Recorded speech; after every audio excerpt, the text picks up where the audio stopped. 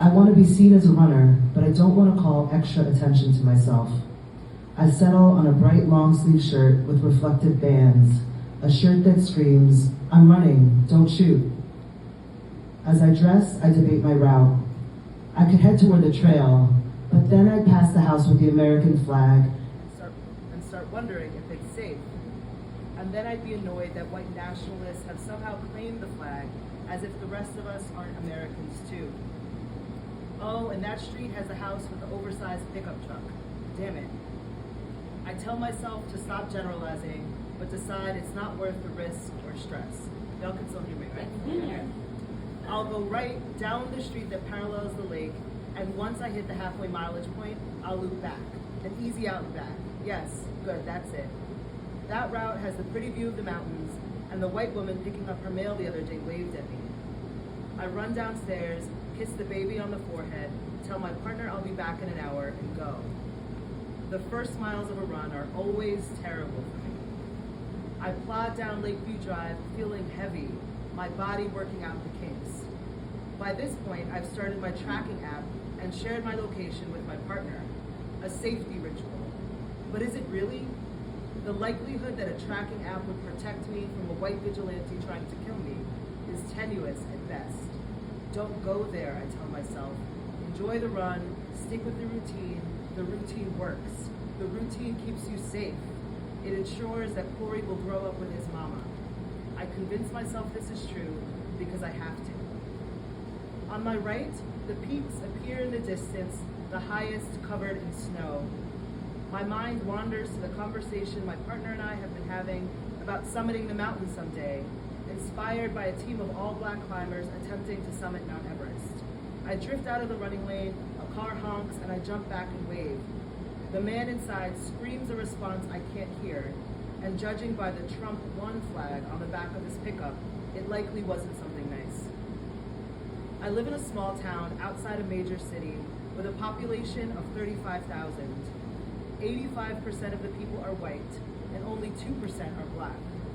I spend too much time negotiating my safety while running. The other day, I ran down the sidewalk, and a white man with a scruffy beard and a blue baseball cap and work boots was coming in the opposite direction.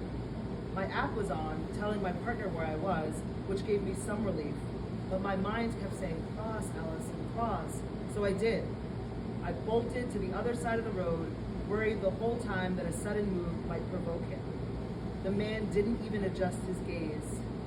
It's hard to know whether I'm invisible or hypervisible in these moments. I can't know, so I play it safe. Better to assume bad intentions. This way, I increase the chance that my name won't be added to the list.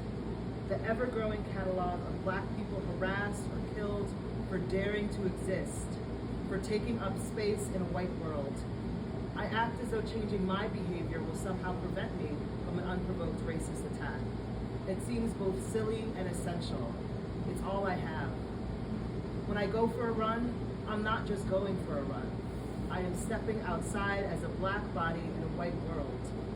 I am Allison Mariella, mother, runner, activist, wife, and I am also a black woman forced to carry the stereotypes that whiteness has assigned to black people.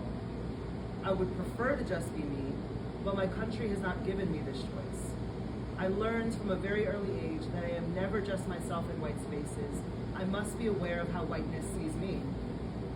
My freedom of movement, our freedom of movement, is very much influenced by our collective memories of the cultural trauma inflicted on us by a white supremacist nation. We carry these memories, those from centuries ago and those from last week, with us.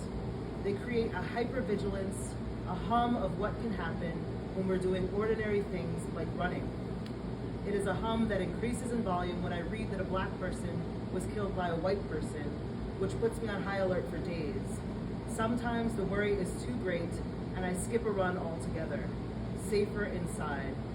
Other times the hum is low and moving through white space is routine, even mundane. But the hum is never shut off. There is no mute button, except sometimes when I run. There are moments on a run when I hear only my breath and footfall, when life's problems get shaken out and resolved over a 5-miler. In those moments, the world ceases to be any particular type of space. It becomes air and trees or buildings and traffic or nothing at all. I am just a body moving through space, propelled by my own muscles and emotions, my own drive and power. My legs at times seem to be the legs of someone else, someone in better shape than I am, faster than I am. And yet, with each stride, I know it's me. I am this runner. I am this powerful. These moments are when I feel most free. But at some point, the world returns. A dog barks, a car speeds by, and I am jolted back to the reality and the possibility of some type of harm. Running hadn't made space for us, so I set out to change that. I started a running club in Harlem. At first, my goal was simply to have other Black people to run with.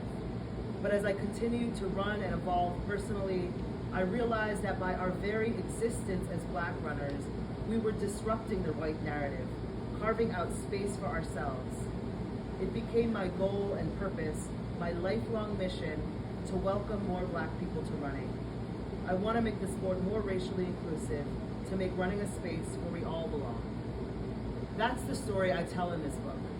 It is the story of a woman seeking a place of belonging and finding that she has the power and voice to bring about change, both internally and in the larger world. My story is a running journey, but at its heart, it's a story for anyone who has experienced the harm and powerlessness that comes from not fitting into society's expectations, anyone who has ever existed on the margins. It is a story of finding and creating your place in space. My journey to finding a sense of belonging began when I started running.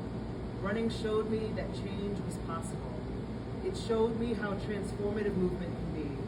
Simply put, running changes lives. That is where this book begins, with the story of how running saved me.